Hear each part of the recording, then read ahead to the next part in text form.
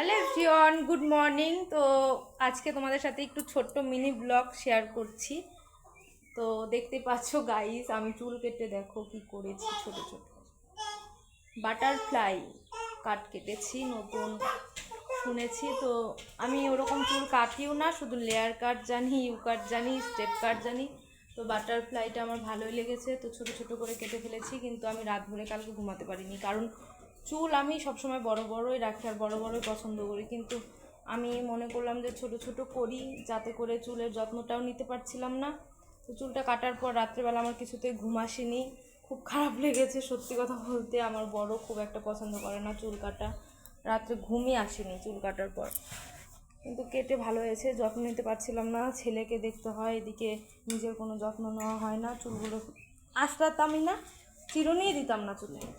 তো ময়না এদিকে খেলা করছে আর আমি এদিকে রান্না বসিয়েছি, ভাত আর ডাল করছি, আজকে শনিবার। আর আমরা নিয়েছি নতুন ফ্রিজ।